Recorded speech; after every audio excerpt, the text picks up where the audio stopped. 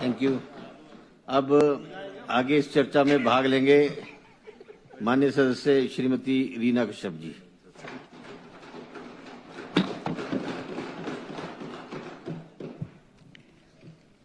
माननीय उपाध्यक्ष महोदय जी, आपने मुझे वित्तीय वर्ष 25 और 26 के लिए बजट अनुमान पर चर्चा करने का मौका दिया है।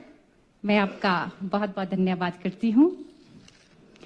माननीय उपाध्यक्ष महोदय, पिछले कल यानी 17 मार्च को माननीय मुख्यमंत्री जी ने अपने कार्यकाल का जो तीसरा बजट है वो पेश किया, प्रस्तुत किया, और ऐसा लग रहा था कि सभी चीजें जिनका वर्णन पहले बजट में हुआ, दूसरे बजट में हुआ, अब जितनी भी चीजों का वर्णन हुआ अब वो तीसरी बजट में भी वही वर्णन जो नजर आ रहा है। और मैं तो कहना चाहूंगी कि ये बजट सरकार का तीसरा बजट और तीसरी बार रिपीट किया हुआ बजट है। ये बजट पूरे प्रदेश की जनता के लिए एक निराशाजनक बजट है। और जो 2022 में आपने जो वादे किए थे, जो 10 गारंटियां आपने दी थी, वो इस बजट में उसका उल्लेख बिल्कुल नहीं है। और इस बजट से हर वर्ग, चाहे वो किसान वर्ग हो, चाहे वो महिला वर्ग हो, चाहे वो कर्मचारी वर्ग हो, चाहे वो युवा वर्ग हो, कहीं ना कहीं एक उम्मीद थी, एक आस थी कि जो ये बजट होगा एक राहत भरा बजट होगा। मगर यहां तो उल्टा ही हुआ। ये बजट राहत भरा बजट नहीं, ये बजट सरकार का आफत भरा जो बजट है वो सामने आया है। और ये बजट प्रदेश की जनता के लिए शून्य के समान है। 2022 के दौरान जब चुनाव हुआ तो आपने 10 गारंटियां दी थी, एक गारंटी करके आपने कहा था कि हम ये करेंगे, हम वो करेंगे। जब मैं ये बजट बुक पढ़ रही थी तो इस बजट बुक में जो ये 10 गारंटियां हैं इसका बिल्कुल जिक्र इसमें नहीं है। और 10 गारंटियों में से एक जो महत्वपूर्ण गारंटी है जिसपे मुझे आज इस सदन में कहना भी है और बोलना भी है, वो गारंटी महिलाओं को 1500 रुपए देने की गारंटी है। मैं महिलाओं की बात करूंगी तो मैं कहना चाहूंगी, एक आंसू भी हुकूमत के लिए खतरा है। एक आंसू भी हुकूमत के लिए खतरा है। तुमने देखा नहीं आंसुओं का समुंदर होना, तो आप ये समझ सकते हैं। 1500 के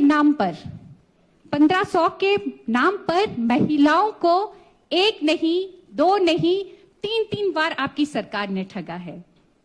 और 1500 के नाम पर वोटों को आपने लूटा है।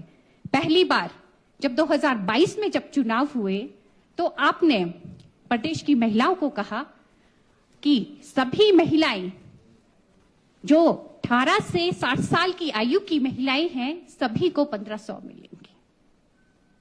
और जब कांग्रेस सरकार सत्ता में आएगी तो पहली बैठक में जो 1500 की राशि है, 18 से 60 साल की उम्र की सभी महिलाओं को वो पेंशन मिल जाएगी। आपने महिलाओं के साथ झूठ बोला है, आपने झूठ बोला है। आप अभी और सुनिए, अभी आपने एक बारी सुना, मैं बताती हूं आपने दूसरी बारी झूठ कब बोला। ये महिलाओं के शराब आपको पढ़ने वाले हैं। और दूसरी बार आपने झूठ तब बोला जब लोकसभा का चुनाव हुआ। उस समय आपने क्या किया, आपने सभी महिलाओं के फॉर्म भरे। मैं तो हैरान हो गई कि जब मैंने महिलाएं वीडियो ऑफिस में, लोक मित्र केंद्र में इतना रश महिलाओं का, जब मैंने कहा कि आप लोग यहाँ पे क्यों खड़े हैं, तो उन्होंने कहा कि हमें कहा है सरकार की तरफ से सभी को 1500 मिलेंगे, सभी को। मैंने कहा ये किसने कहा? कहते हैं विधायक जी आपने सुना नहीं, नेताओं ने इस तरह से कहा कि सासू होगी तो 1500 मिलेंगे, ननद होगी तो 1500 मिलेंगे, देवरानी होगी तो 1500 मिलेंगे, जेठानी होगी तो 1500 मिलेंगे, सभी परिवार की महिलाओं को 1500 मिलेंगे। ये दूसरी बार ये महिलाओं को ठगा गया। और तीसरी बार, अब मैं कहना चाहूंगी, तीसरी बार जो महिलाओं को ठगा गया, अब 21 साल का एक नया फरमान आया है जो कि पिछले कल कल कहा गया कि 21 साल की बेटियों को, अब जिनकी 21 साल पूरी उम्र हो जाएगी, उन्हीं बेटियों को पेंशन मिलेगी। मैं तो इस बात से हैरान हूं, जो 21 साल का नया फरमान है उसका ना कोई सर है ना पांव है, इसका कोई वर्णन ही नहीं है। और जो 21 साल, जो 18 साल से 21 साल की जो बेटियां हैं, जो बीच में 18, 19, 20, 21, उन बेटियों के साथ क्या होगा? उनके साथ आपने अन्याय किया है। मैं पूछना चाहूंगी सरकार से कि अगर आपने 21 साल, जो अब 1500 जो पेंशन देने की जो आयु सीमा रखी है, तो 18 से 21 साल की बेटियों के साथ आपने ऐसा क्यों किया? आपने तो उम्र के हिसाब किताब से भी बेटियों को बांटा है। कल माननीय मुख्यमंत्री जी ने अपने बजट जब उन्होंने पेश किया, उन्होंने घोषणा की 21 वर्ष की आयु पूरी होने पर ही बेटियों को 1500 हर माह मिलेंगे। ये बेटियां और महिलाओं के साथ ये गलत हुआ है। और ऐसे, जैसे यहाँ पर कहा गया, पहले भी विधायक के माध्यम से यहाँ माननीय सदस्य कि ऐसे चरण मत, ऐसे जो आपके चरण है इस तरह से महिला और बेटियों के साथ इस तरह से आप चरण ना रखें। तो मेरा आपसे निवेदन रहेगा कि महिलाएं हैं, बेटियां हैं, इनके साथ जो आपने वादा किया वो आपको निभाना पड़ेगा। उसमें भी मैं आऊंगी।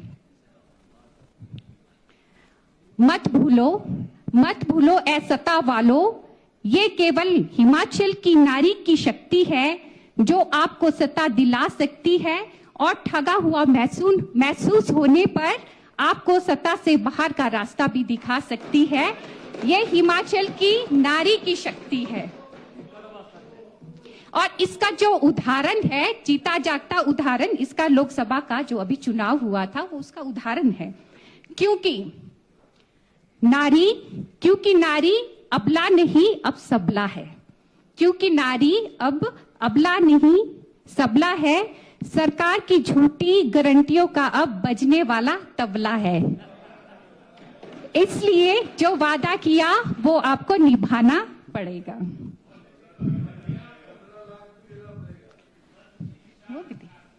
भाई साहब, आप तो मेरे मायके से हमारे अपने हैं। अभी आपकी मैं तारीफ करूंगी आगे, अभी आपकी तारीफ करेंगे। तभी वाह वाह कर रहे हैं ना मंत्री जी, आप भी कीजिए। इस बजट में महिला उत्थान और महिला के जीवन स्तर को सुधारने के लिए क्या क्या प्रयत्न किए हैं, इस बजट में ऐसा कोई उल्लेख नहीं है।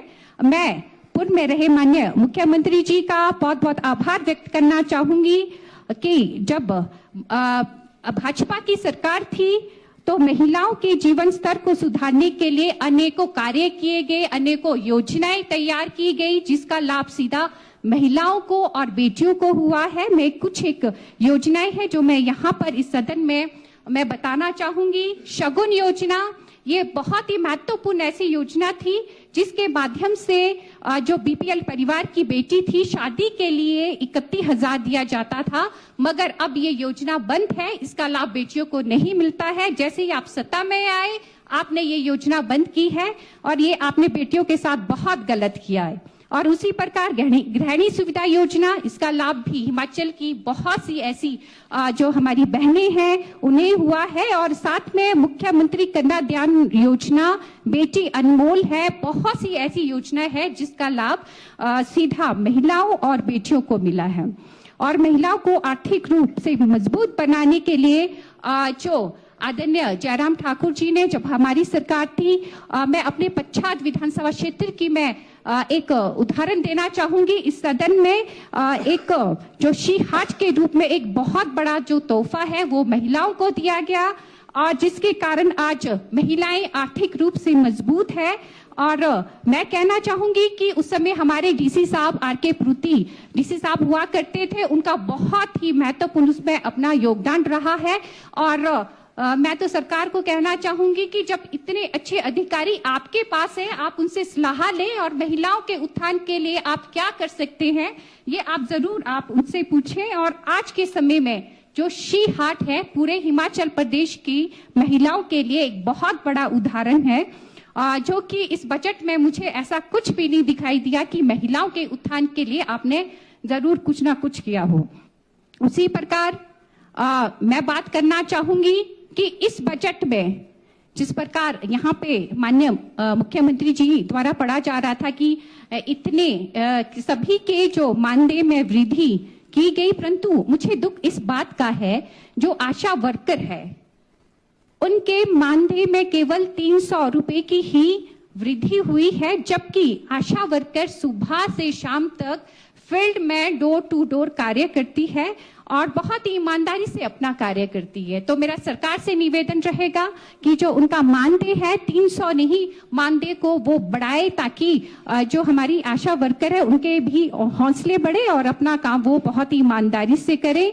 इसके अलावा जो हमारे मल्टीटास्क वर्कर, चाहे वो आईपीएस डिवीजन है चाहे अन्य विभाग में, उनकी भी जो मानदेय में 500 की वृद्धि की है, ये बहुत कम है। ये टोटल अगर हम समझते हैं तो 5,500 ये इनकी जो मानदेय में वृद्धि हुई है। तो मेरा सरकार से निवेदन रहेगा, ये बहुत कम है, कम से कम 5,000 तो होना चाहिए था ताकि एक मान सम्मान जनक उन्हें राशि मिलती। इसमें भी आपने इस तरह से जो कदम नहीं उठाए हैं। उसी प्रकार में शिक्षा विभाग के स्कूलों में जो सेवा दे रहे 6,717 जो हमारे पार्ट टाइम मल्टीटास्क वर्कर है, जिन्हें इस बजट में उनकी जो मानदेय में वृद्धि नहीं की है, मैं तो इस बात से हैरान हूं कि हमारे जो शिक्षा मंत्री जी हैं वो बहुत अच्छे हैं, जो भी इनके पास जाता है कोई भी खाली हाथ नहीं आता। मगर पहली बार माननीय मंत्री जी पहली बार ऐसे हुआ, मगर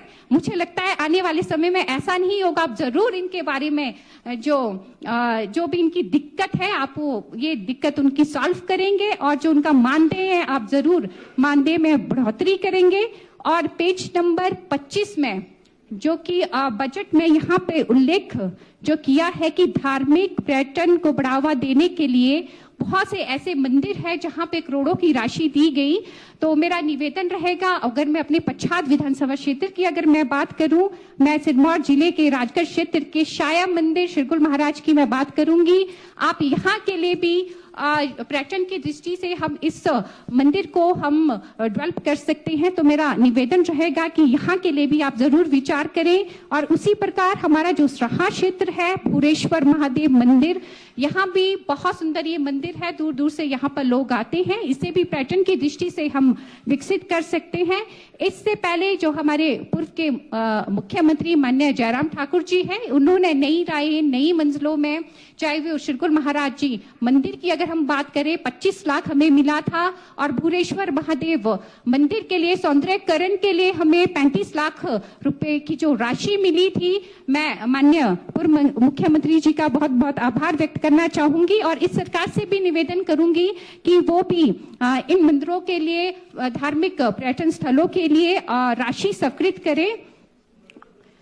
और साथ में जो सबसे महत्वपूर्ण है इस बजट में अगर मैं बात करूं स्वास्थ्य सुविधा की बात को लेकर, मैं माननीय मुख्यमंत्री जी ने जो पहली जो बजट थी उसमें उन्होंने घोषणा की थी कि हर विधानसभा क्षेत्र में जो आदर्श संस्थान खोले जाएंगे।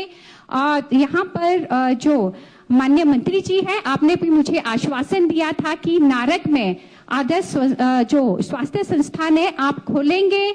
ये आपका भी सपना है, हमारा भी सपना है। तो माननीय मंत्री जी, मेरा आपसे निवेदन रहेगा कि आप ये सपना जरूर पूरा करें और जो हमारा नारग क्षेत्र है वहां पर इसका जो लाभ है, स्वास्थ्य सुविधा का लाभ वहां की जनता को मिले।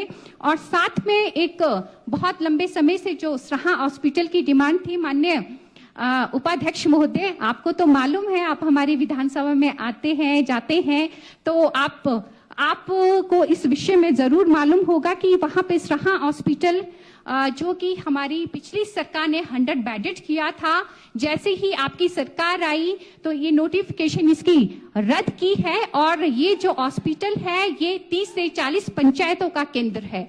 तो मेरा आपसे निवेदन रहेगा कि वहां पे जो गांव के लोग हैं उन्हें हर स्वास्थ्य सुविधा का लाभ मिलना चाहिए। जो आपने ये नोटिफिकेशन रद्द की थी, एक बार पुनः आप सराहा हॉस्पिटल की नोटिफिकेशन करें ताकि वहां के लोगों को सोलन नहीं जाना पड़े, शिमला नहीं जाना पड़े, वहीं उसमें